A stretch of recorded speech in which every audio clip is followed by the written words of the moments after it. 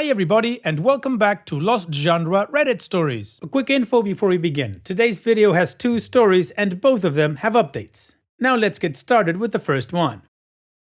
This post is from the subreddit Relationships and it's by user Organized Chaos 908. My 29 male toxic ex-girlfriend, 28 female, is apparently pregnant. Not sure how to handle it. I've been kind of a lurker on Reddit for years, but I figure someone here might have some advice for me. I spent almost 4 years in a relationship with a woman who was emotionally abusive. I can't even remember what attracted me to her in the first place. She made me so miserable, especially by the end of our relationship. Anyway, about 6 weeks ago, we broke up. It was mostly initiated by her, but I didn't really care since I'd been planning to end the relationship anyway. A few days later, she texted me again about trying to be friends.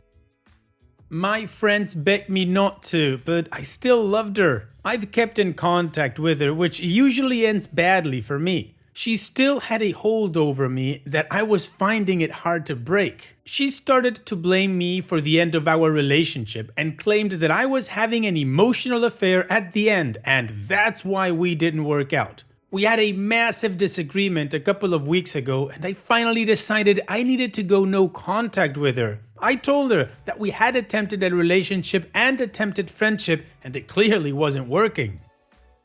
Yesterday, she told me she was pregnant. Now, we used protection, but I suppose theoretically it's possible that she is in fact pregnant. However, my friends are suspicious of the timing. She waited until the night before a big exam to let me know, as well as 2 days after her sister saw me at lunch with a female friend.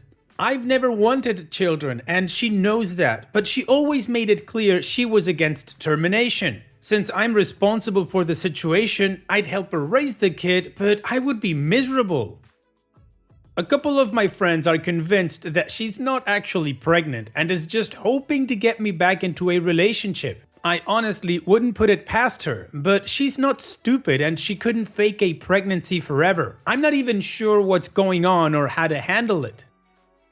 Alright OP, considering we don't have all the information, I think we have enough to say that yeah, it sounds like she isn't pregnant and she's just trying to rope you back in. One thing you cannot do is, if you think she's pregnant, is actually sleep with her unprotected or just sleep with her at all. From now on, you don't sleep with her, regardless of how many babies she says she's having. Because you are absolutely right, there's no way she can fake a pregnancy forever, so here's what I would do if I was in your shoes. You call her bluff. You tell her, you know what, okay fine, you're pregnant, then how about the first time that you have a sonogram where we can actually see the baby, then I'll go with you and we'll also schedule a DNA test prenatal so that we know who the father is, just cuz. Now on that note, she might get angry and say that you don't trust her and you say, you're right, I don't trust you. And then go back to being no contact until she tells you it's time for that first sonogram. But my guess is that she's not going to contact you again because there is no baby, or at least no baby that is yours.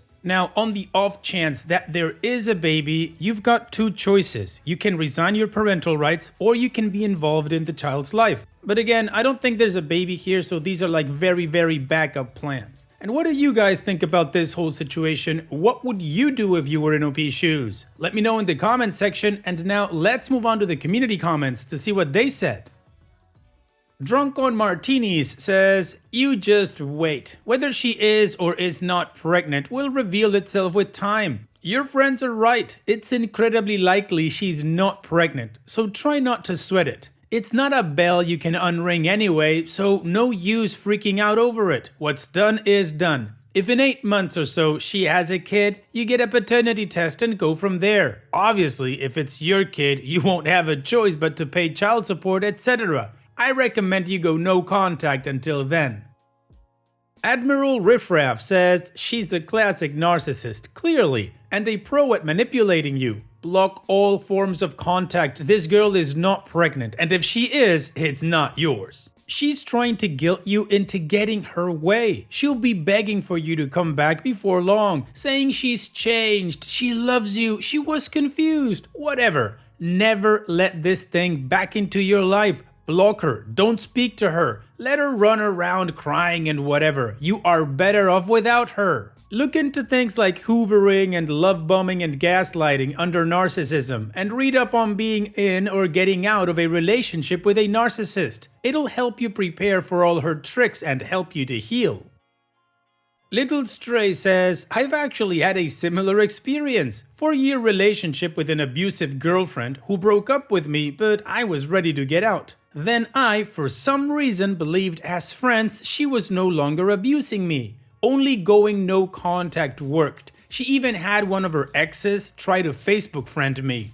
Do not take her word for anything. Go along for medical visits and verify paternity.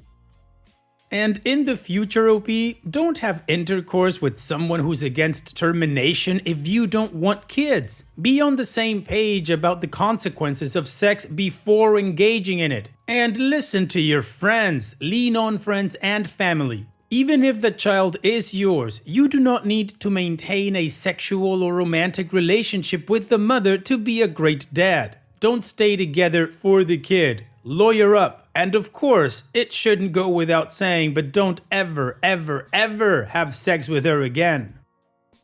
Deceased husband says, quote, I honestly wouldn't put it past her, but she's not stupid and she couldn't fake a pregnancy forever. End quote. She doesn't have to. She can take one of two options. One, you get back with her and go back to having unprotected sex since she's already pregnant, so what's the harm? And then she for real gets pregnant. 2, if option 1 doesn't work, then she has a miscarriage in a few weeks. And Bad Madre says, in her defense, I found out I was pregnant a few days after my ex and I broke up, and after my ex and I had used protection every time. I wasn't all that offended when a couple of his friends told him it was a ploy to get him back, or when they thought I'd poked a hole in the condom. They were my boyfriend's condoms, so he would have to been the one poking the hole. Because I knew it looked shady as F, so I mean it's possible, but probably not. But still. Additional information from OP's comments. The last time we had sex was right about the time we broke up, so between 6 to 7 weeks ago. One of my friends has outright told me that she's willing to bet money that there will be a miscarriage within the month. I also called my mother for some advice. She was never the biggest fan of my girlfriend, so I had been avoiding telling her anything, and she basically said the same thing everyone here has been saying. But she stressed that I was probably going to end up getting blamed for a miscarriage and that I should be prepared to deflect if that happens. So apparently, my friends, my mother, and strangers on the internet are all in agreement. Well, of course, I agree with the community. We all basically said the same thing. Just don't sleep with her again and it's probably fake. His mother and his friends are also saying the same thing, and OP is on that same boat. So let's move on to the update to see what happened next and how the story ends. But of course, before that, here's another one of my playlists for you to enjoy after this video. Now let's move on with that update.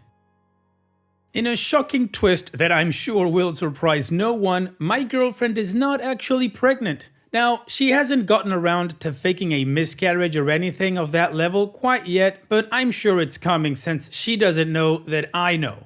Last Friday, I was helping a very close friend move a new desk chair into her apartment when I ran into my ex's younger sister in the elevator. Apparently, she lives in the same apartment complex and we decided to get some lunch since she said she wanted to talk to me. Of my ex's 2 sisters, I always got along with the younger one quite well, so I agreed.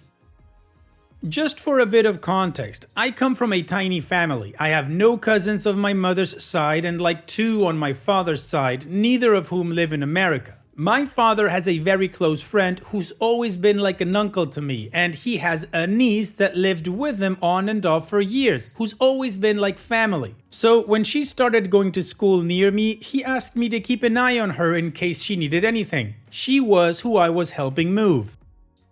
So anyway, my ex's sister and I were at lunch and she started telling me all the things my ex has been spewing in the last few weeks. So first, my ex has started seeing someone at work. Based on the timeline from her sister, she started seeing him publicly right around the time we broke up. The timeline is a bit iffy, but it looks like she was cheating on me. Not only that, but it seems that my ex is telling people that our relationship ended because I was cheating.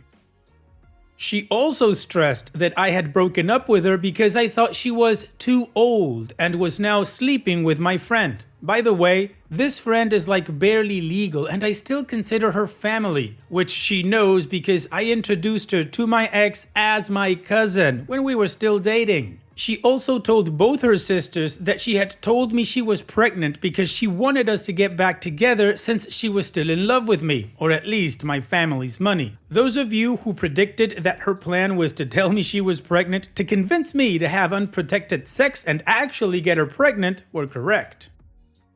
Finally, and this one is my personal favorite, especially when you consider her stay together plan, she claims that I was really controlling about what she wore and what she ate because of my religion. My father is Muslim. Except my father isn't religious. Also, my parents divorced when I was quite young and I was raised for the most part by a Protestant mother. I eat pork, drink, smoke, and I'm okay with premarital sex. I don't even think I've seen the inside of a mosque or even a church for that matter, so I'm not sure how this one makes any sense at all.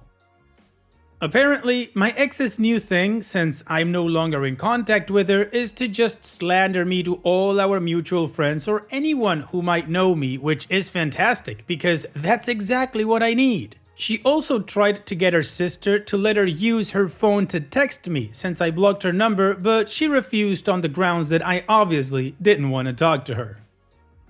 Extended from OP's comments. The sister is the family's scapegoat, so she's the only sane one. And just for some context, I could tell you all stories about the mother that would blow your mind, but it wasn't the crazy stories with her, it was the casualness of her treatment of me that was way crazier. I also think back on those moments and wonder how the hell I didn't see the giant red flags.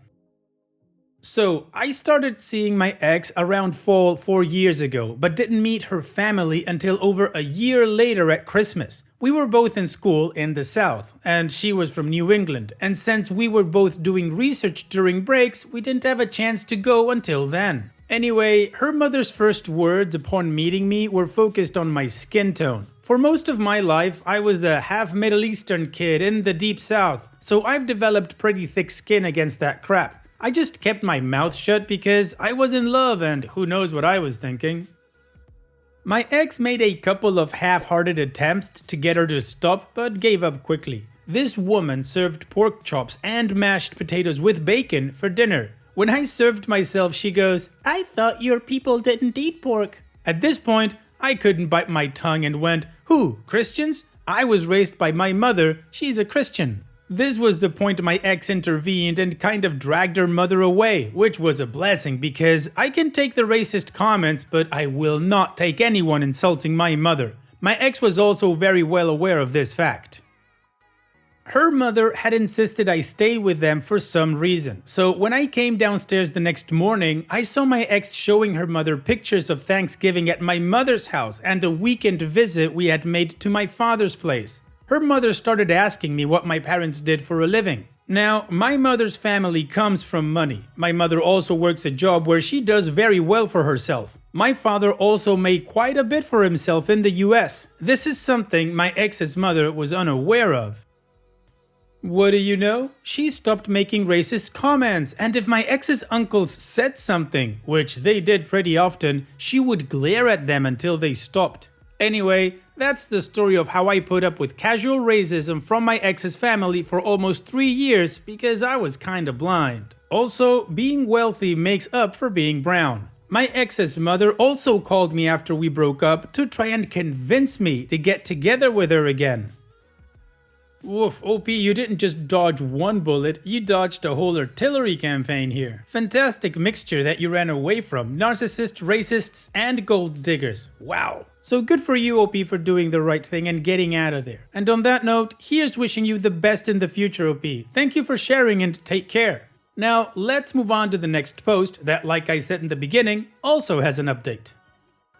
This post is from the subreddit Relationships and it's by user First Boundaries. My 20 female parents, 50s male and female, want access to my dashcam footage. So, when I was a teen, my parents installed a dashcam in the car they gave me. I think it was a smart idea. I mean, I was no problem child, but it's good to keep a tab on teens, yada yada. I had no problem with it. After the age of 18, they justified it as if it was their car because they bought it with their money. I understood, so they continued to receive my footage until now. I had worked all through my teens and had enough money for my own car, so recently bought one for myself on my birthday. Extremely stupid move, as at this age I should have no time for luxuries. I should have saved that money for a decent place instead of the flats down the road from my parents' house. So now I'm thinking that they have no real right to my dashcam footage. It's my own car. I'm an adult. I paid for it with my own money, etc, etc. My older brother caved on the dashcam footage thing when he got his own car, and I just don't want them scrutinizing me like they do with my bro. They legit go through the footage sometimes just to ask where he's been going lately. They're very angry with me for my refusal, and when I came home today, I got like 50 missed calls from them. Not only that, but my flatmates said that my dad came over today to bang on the door and demanded that he see me. This is the first boundary I've really established with them, and I'm not used to saying no. How do I stay firm without disrespecting their rights as parents?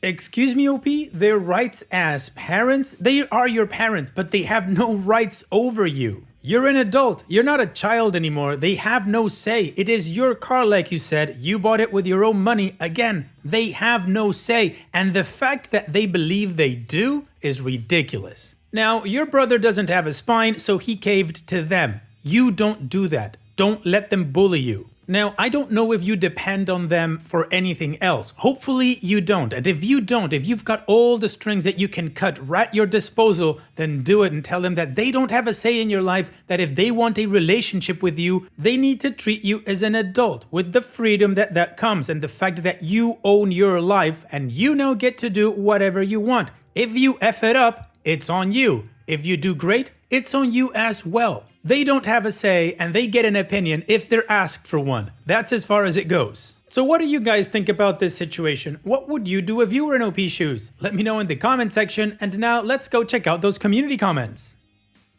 Deleted says, broken record, my car, my rules. If they push, then you say, this is no longer up for discussion. If you mention it again, I am terminating the call. Then do so. Stupid question maybe, but are you scared of them? Fear sometimes gets programmed in as a kid and can be hard to overcome as an adult. The more afraid you are, the more important strong boundaries are. Multi-Rachel says, on another note, if your dad keeps coming to your place and banging down the door demanding to see you and scaring your flatmates, it's well within your rights to call the police and have him removed, especially if he starts escalating the conflict. Keep a record of everything that goes down, the harassing calls, any angry texts, write down the date and times and description of any angry confrontation had in person. I'd hate for it to come to that, and I know you would hate it for it to come to that too, but you might end up having to file a restraining order on your parents to protect your well-being. And Claude says, just say no. No, I am not giving you my dashcam footage, stop asking. What rights are you talking about? You're an adult. 99% of their parental rights ended 2 years ago. I said that. No, I'm not giving you the footage. Stop asking. No, I'm not answering your calls if all you're going to do is scream at me. No, you're not allowed to barge into my apartment without being invited. Just say no. And OP responds, I feel a huge amount of guilt because they adopted me and spent a lot of money for my sake as I grew up. I don't know for sure, but I feel that they'll always be entitled to something because of all the effort they put into me. Still, I have been electing to ignore the calls. I should probably call them back and say no to them directly again. Well, the community absolutely backs OP that she should stand strong, hold on, and say no. And OP gave us a little bit more context as to why this is kind of a difficult situation for her. So now let's move on to the update to see how the story ends. I attempted a phone call and they didn't really let me have a word in. I texted them a paragraph that was sent to me instead, but did not get a text back. They called again later and I offered to return the dashcam, but it will have no footage in it. They got upset. When I went to the house, they wouldn't let me in, so I left the cam on their doorstep. I think I'm getting the silent treatment, as it has been a few days and I haven't heard anything back from them. They'd often use the silent treatment, but this is the first time it's happened while I wasn't living there. I'm sort of enjoying the peace and quiet for now. Hopefully in a few months they'll cool down and forget about it. I'll try and answer a few questions from the top of my head. Sorry if I miss anything. I have a dash cam because of money. I like the financial security of knowing that if I get hit, I have proof that it wasn't my fault, and my insurance will be behind me. It also pressures me to stay responsible and concentrate as I'm being recorded. I think they do feel that they have a say in where I go. They really don't, but it's a notion they still have. They do tell my brother off when they find out he's gone to a bar or something. I'm trying to wean them off that control. This is not a cultural issue. They are two white New Zealanders and I was adopted from Thailand. I think they just came from very devout families and are also the sort who are very strict in general. Yes, the dash cam wasn't mine. I didn't even think that they should have it back. I've rectified that and I am now saving for a new one on my own. I think we're just not going to agree on the owing thing. Logically, I acknowledged most of you are right, but emotionally, I don't think I'll ever get over the feeling like I owe them. For now, I'll take a suggestion I saw from a few of you, which was to interpret the payback as becoming more independent. I'm sure my parents will eventually see that my independence means less work for them in general. The suggestion to give them bad driver's dashcam footage was hilariously tempting. However, as I still want this to blow over eventually, I'll have to refrain. Tongue out, smiley face. Thanks for the kind and helpful responses, everyone. Well, it'll be good for you for standing your ground and actually enjoying this sort of weird silent treatment that they're giving you. In the end, they're the only ones that are losing out right here. So here's wishing you the best in the future. Take care, OP, and thank you for sharing. And that's it for today's video. Thank you so much for taking the time to watch it. Now, if you've gotten to this point in the video, I assume that you like these stories that I'm reading out. So here are a couple more that you might enjoy. And if you don't have any time to watch another story right now, save it for later. And also, don't forget to hit that subscribe button.